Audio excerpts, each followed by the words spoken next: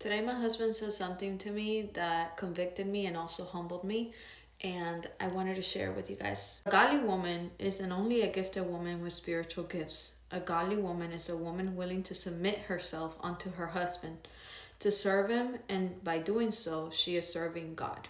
Revelation 2:20. Here, the Lord is speaking to the church and says, "But I have this thing against you, that you tolerate the woman Jezebel, who calls herself a prophetess, and she teaches, and she leads my bondservants astray, so that they commit sexual immorality and eat things sacrificed to idols."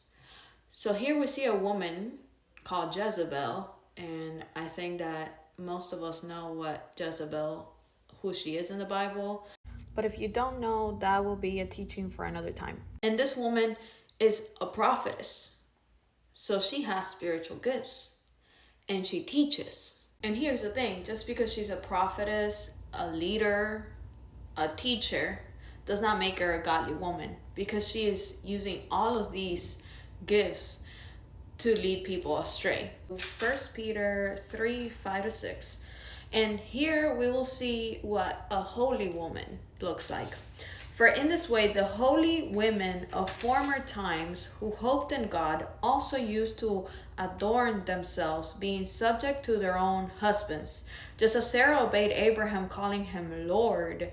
And you have proved to be her children if you do what is right without being frightened by any fear. So not only we see this attitude in Sarah of a godly woman, but we see it in Rebecca. And in Genesis 24:14, we see that Abraham's servant, who was sent to look for Isaac's wife, he prayed to God for Isaac's wife at the well. She had to have a specific attitude.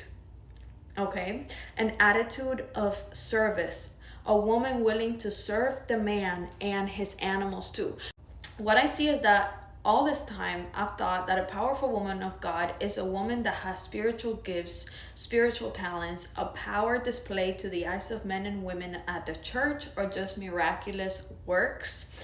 But a true woman of God is actually way harder than just that. Ephesians 5:22, it tells us how to submit to our own husbands as to the Lord, for the husband is the head of the wife, as also Christ is the head of the church. A godly woman is a woman willing to serve her man, because by doing so, which is what the Lord commanded us to do, we are doing it as unto the Lord. Obedience to God is also obeying our husbands.